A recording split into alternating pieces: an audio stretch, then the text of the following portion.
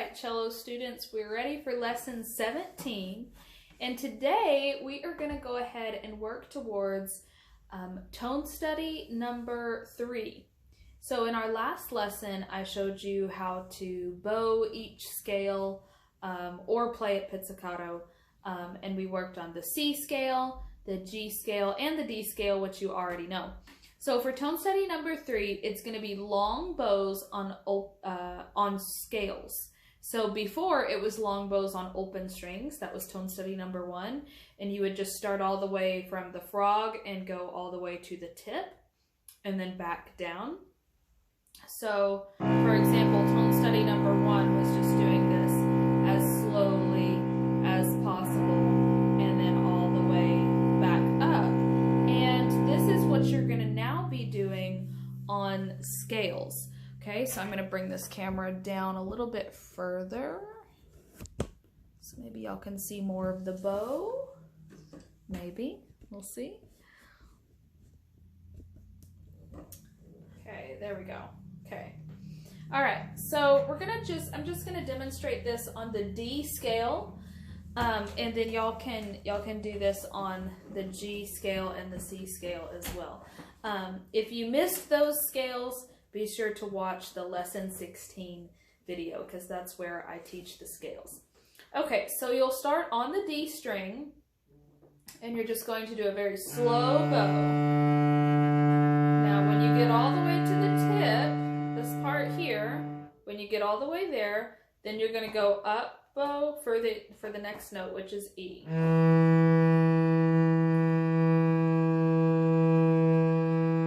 And then back down for F sharp.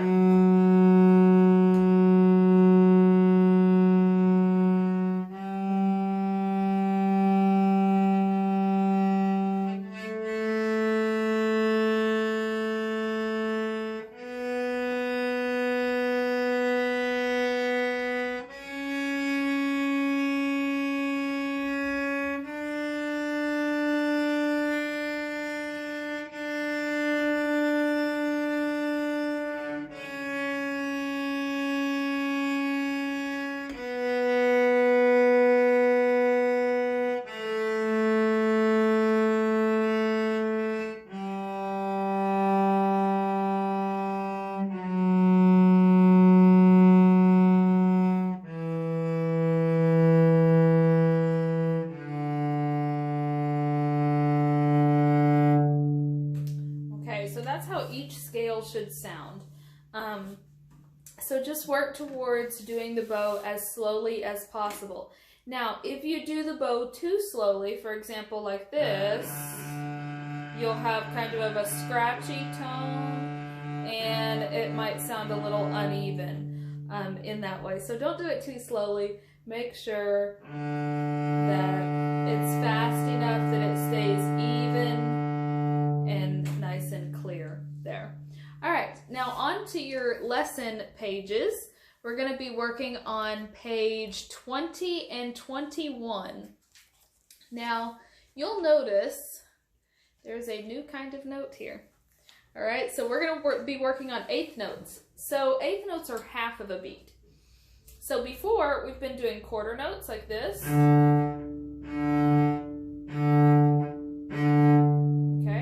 So those are just 1, 2, 3, 4. So each one is worth 1 beat, and we're having 4 per measure.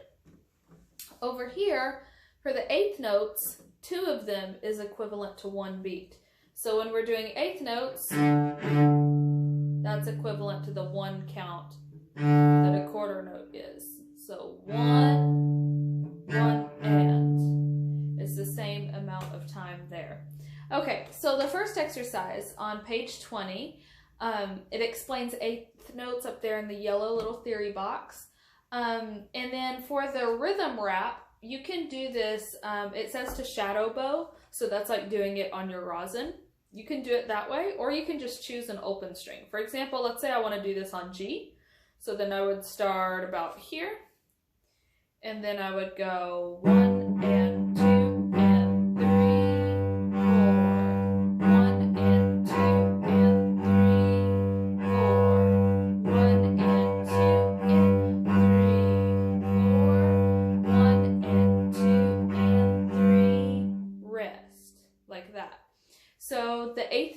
are the faster ones. So there's a bit more arm motion going on.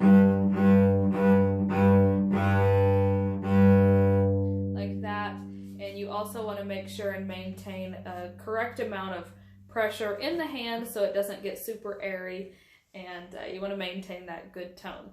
All right, so we're going to be working on 67 here. It's called pepperoni pizza. Reason being, for the syllables in pepperoni, that's how your eighth notes are going to sound, like this. Okay, so it's pepperoni, and then pizza, like that. Okay, so I'll play this slowly for you guys. This is exercise 67.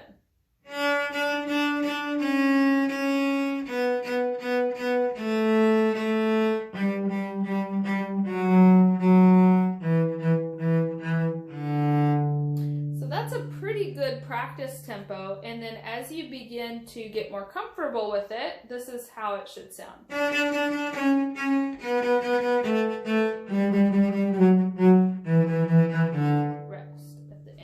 So make sure you just do one quarter note at the end, and you can do a lift there, or you can just stop the bow in that way, whichever you're more comfortable with. All right, now our next rhythm rap uses eighth notes as well, but it's a little bit different. This is exercise 68. You can also do this on an open string. I'll do this on the G as well. So we have 1, 2, and 3, 4, and 1, 2, and 3, 4, and 1, 2, and 3, 4, and 1, 2, and 3, 4. So 4 is the rest. So now we're going to work towards doing the D major scale in that way. This is on exercise 69. Make sure to pause the video throughout and really work on these slowly at your own pace. All right, so here's 69.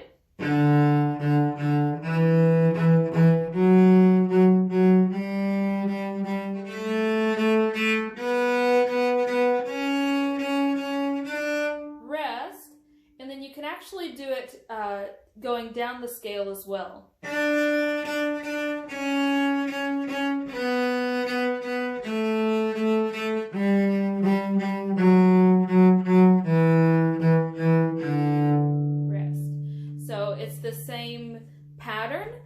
It's just not written in the book, so you're kind of just going backwards down the scale, which is easy enough because you already know the notes. All right, so let's look over tempo markings. Tempo, the word tempo, is the Italian word for the speed of the music, so the pace that you're playing at. So you have tempo is the speed of music. Tempo markings are usually written above the staff, so like where your music is, it'll be right above there. Usually right under the title. So we have allegro, which is a fast tempo. So, for example, if we were to do the exercise 69 again at allegro, it would sound like this. And so on. Now, if we do that moderato, which is medium tempo, be a bit more normal sounding like this.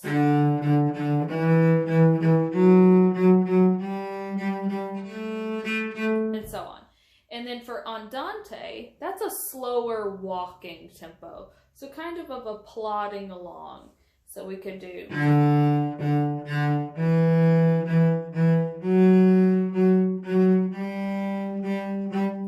so on. So really make sure that you memorize what those words mean, because the tempo will always, almost always be using those Italian words. So you're not going to have tempo markings like fast or slower or stuff like that. You won't see that anywhere in classical music, that's for sure. You might see that sometimes in some of the more modern pieces. All right, so next up on exercise 70, we have hot cross buns. That's a real popular one. All beginners learn. Only uses 3 different notes here. So pretty easy. So you're going to use F sharp, E, and open D. All right, here it goes.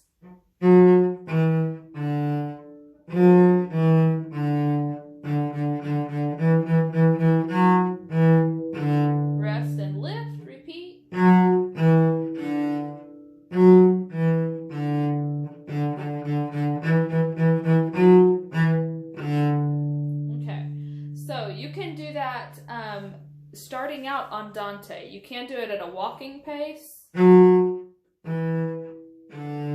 Rest.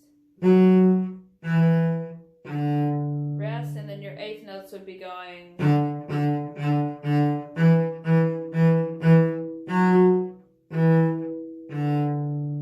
Alright, so that's how it would be andante. That might be best to learn it, and then you can move up to moderato after you've already worked towards getting that. Alright, our next one is exercise 71, Au clair de la lune. This is a little French tune. So it's andante. So these eighth notes are going to be going a little bit slower than the eighth notes were in Hot Cross Buns. So take a look at this.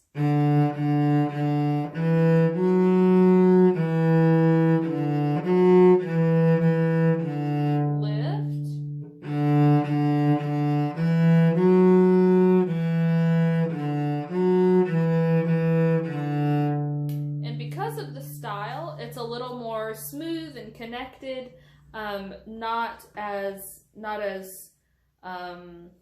lively as Hot Cross Buns.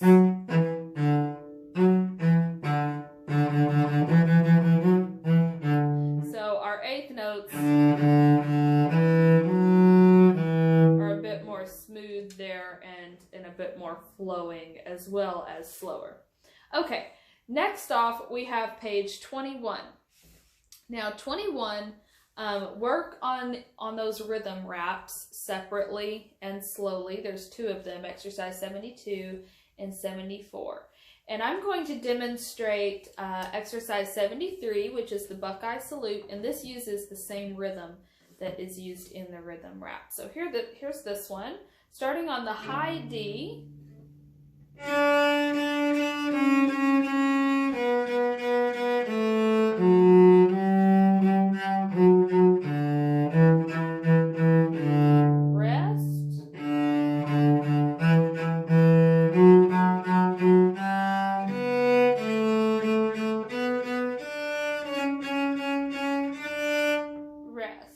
And you can also repeat that as many times as you need to.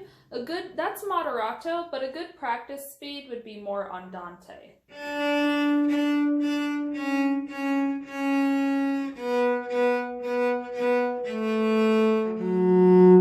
Something more like that. So really work towards that.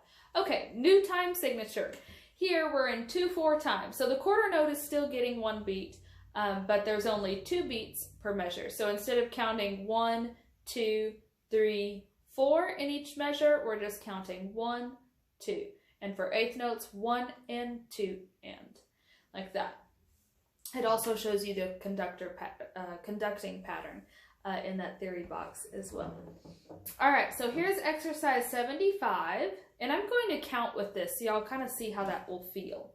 1, 2. 1, 2, 1 and 2 and 1, 2, 1, 2, 1, 2, 1 and 2 and 1, 2. 2 is the rest there at the end. You also may want to start that one a little bit slower since it has the eighth notes. All right, next thing is the first and second endings. Now this may look a little bit confusing, but really all you need to do is play the first time through until you get to that repeat sign underneath the number 1 with the little bracket. So this is exercise 76 on page 21. And then you repeat. And then the second time, you just go to the second ending. You just go to where it says 2 and it has the other bracket and you see your double bar line there, meaning you're finished. So the second time through, just skip that first ending and go straight to the second. I'll show y'all how this goes.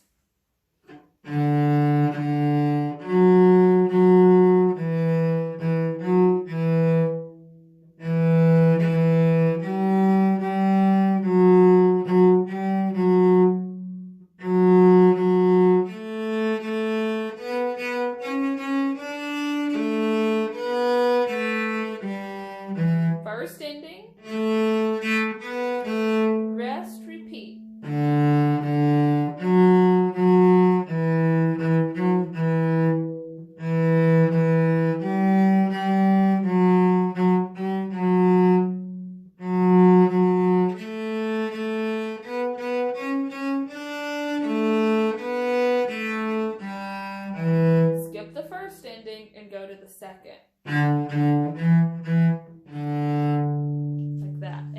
even slow that second one down, makes the song sound a bit more finished.